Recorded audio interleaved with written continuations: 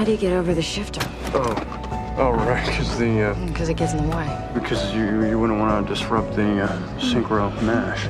Sometimes a film's title can blur the line between pop culture and pornography. Welcome to WatchMojo.com, and today we're counting down our picks for the top 10 mainstream movies that sound like porn flicks. Wars come and go, but my soldiers stay eternal.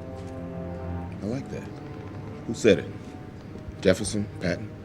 Tupac. For this list, we're focusing on large-scale movies with awkward names that could easily be confused with low-budget films of a specific genre. You blew up me and my Chevette, and I really like that car. Well, you crushed my hand. I really like that hand. Number 10.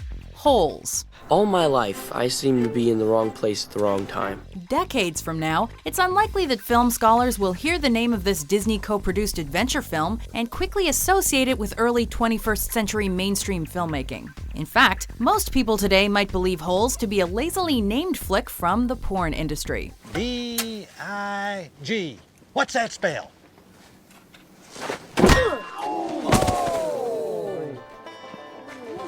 Dig.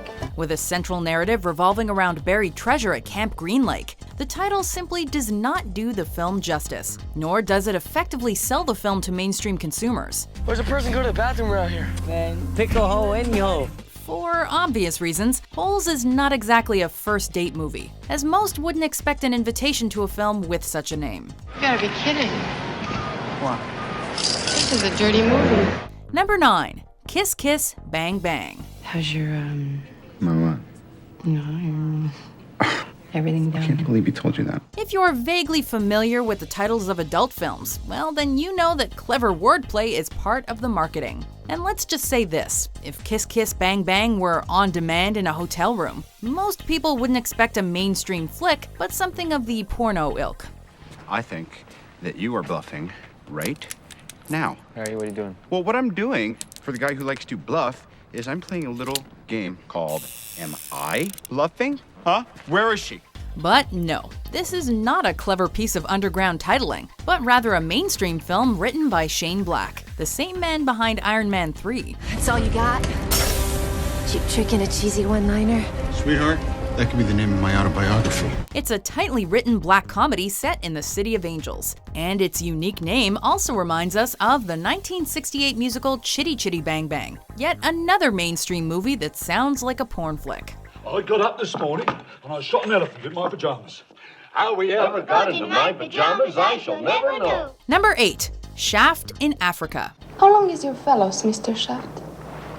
My what? Given the cult following of this film, one could argue that many understand the backstory of Shaft in Africa. Even so, so-called blaxploitation productions are obviously not for everybody, and certainly not one with such an evocative name.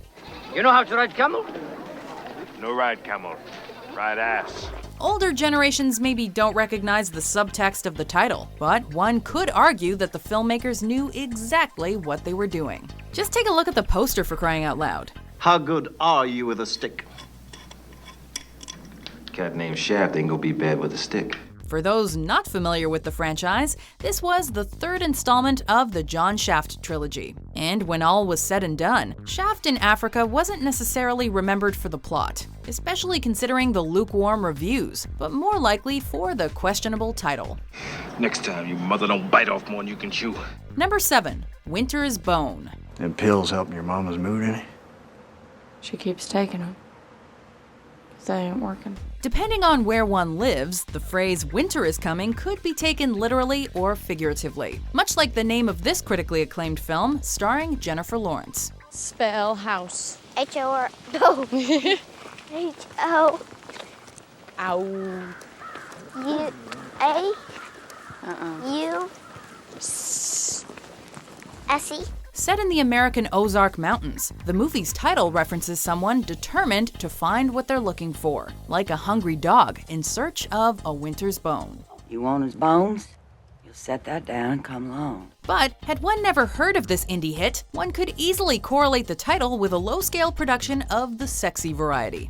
Unsurprisingly, there has never been a Winter's Bone 2, at least not in the mainstream film industry. That idea's been said already. Got any others? Help me. Ain't nobody said that idea yet, have they? Number 6. Stand and Deliver. Can we talk about sex? We discuss sex, I have to give sexual homework. The late 80s were a chaotic time in Hollywood. And just behind the famous Hollywood sign, numerous sexually explicit films were produced throughout the San Fernando Valley. But when we talk about someone like Lou Diamond Phillips, he was nowhere near that industry, especially after his 1987 hit La Bamba. But despite the deeply moving drama, and based on a true story narrative of Stand and Deliver, the film could, in fact, be mistaken for what's commonly known as a porno, particularly considering its relatively small budget. Stay awake as you're waking up.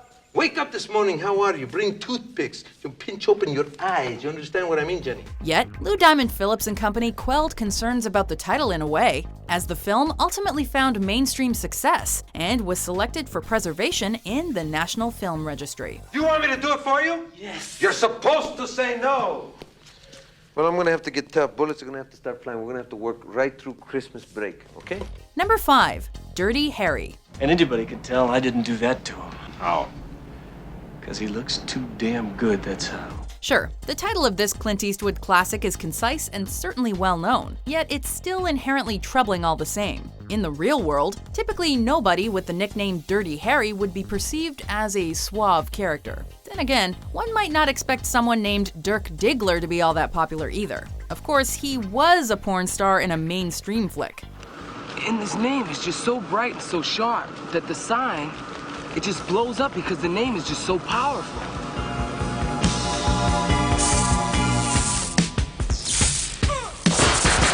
But Inspector Harry Callahan, the anti-hero of Dirty Harry, is most definitely not involved with the adult entertainment industry. Nope, this man's luck is of a different nature, and he plays by his own set of rules. He's Dirty Harry, a man of the law, and a man with a distinctive nickname. You've got to ask yourself one question.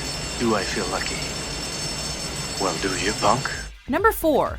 The Bone Collector. If you were any more wound up, you'd be a Timex. In real life, one does not simply drop bones around town and expect nobody to notice. But in this thriller starring Denzel Washington and Angelina Jolie, the film's antagonist acts out in such a way for attention. Yet, when you step away from the narrative and think of just the title itself, it sounds less like a mainstream drama and more like an awkward adult film. Oh, Jesus. Talk to me. It's a bloody bone. Of course, the $48 million budget is a telling sign that it's not a porn flick. But not everyone is privy to such information when first learning of the film. Oh, to be a fly on the wall when Hollywood agents pitched The Bone Collector around Tinseltown. Cut her hands off. We need the handcuffs. I can't, no.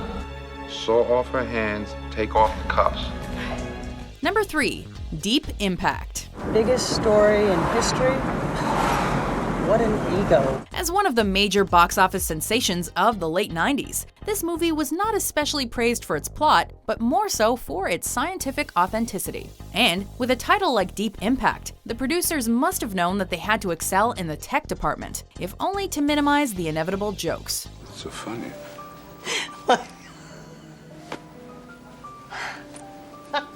We'll see. Nowadays, plenty of folks can look back on Deep Impact and appreciate the film for what it is, a mainstream hit of the late 20th century. But one can also reflect on that moment when they realized that Deep Impact was indeed not a porno flick. It was a beautifully scored sci-fi disaster film with music by the late James Horner and direction by Mimi Leader. We know everything. Nobody knows everything. Number 2. Free Willy. Let's free Willy. We could take him down the bank and put him back in the water. So, a few of you may be curious about the inclusion of this entry, and we understand why, as not a lot of people still openly use the term Willy. See, Willie's a case. A very special case. So, who is it? But you know what? Back in 1993, a phrase like Free Willy meant something. In fact, the words still remind many of the strangely titled family drama about a relationship between boy and orca. Hi, buddy. You like that? If you're not actually familiar with the film's existence, one may easily make a correlation between it and a specific genre of cinema called porn, however. For the mainstream film itself, the title reflects all the innocence and wonder of the plot. Yet, for a more intimate type of flick, it could be associated with something entirely different. Why don't we thank the nice people for their applause? Excuse yourself. Before we unveil our number one pick, here are some honorable mentions. What's the first rule of hero's duty? No cuts, no butts, no coconuts. No! Never interfere with the first-person shooter. Our job is to get the gamers to the top of that building so they can get a medal, and that's it. So stick to the program, soldier! Right. It's just I'm not sure about the colour. Yeah, it's all arranged. You just got to pick it up. There's an address. It's a campsite. You've got 10 grand, and it'd be nice to see change. What do you think is more exciting, having sex or stealing cars? Having sex with boosting cars.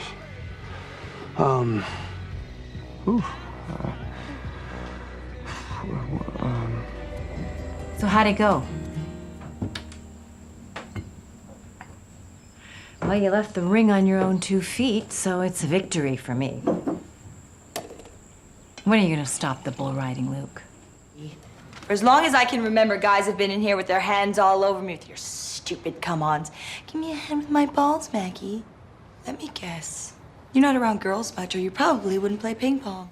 He's already achieved so much, and yet he's still goal-oriented and still focused. And he has a 5-year plan. What is it? Don't die? Number 1. Inside Llewyn Davis.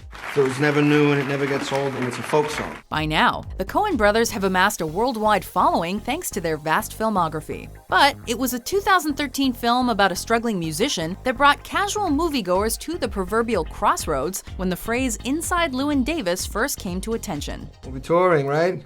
Touring Uranus. I'll get my vaccinations. Sign where? You already have a van, right? Was this a porno flick or a real mainstream movie? Well, nobody knew for sure. Until the trailer went online, a large portion of North Americans just might have believed the title to be straight out of the adult entertainment industry. I should have had you wear double condoms. Well, we shouldn't have done it in the first place, but if you ever do it again, which is a favor to women everywhere, you should not. But if you do, you should be wearing condom on condom and then wrap it in electrical tape. Hey, you never know these days. Not until the movies in question present themselves for what they truly are. With this one ending up an Oscar-nominated black comedy drama. I thought I just needed a night's sleep, but it's more than that. But thank you for trying. Do you agree with our list? Maybe by now it shrunk down to 20 inches.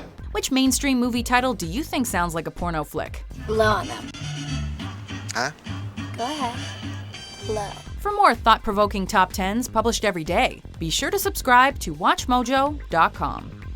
Oh! Master, you all right?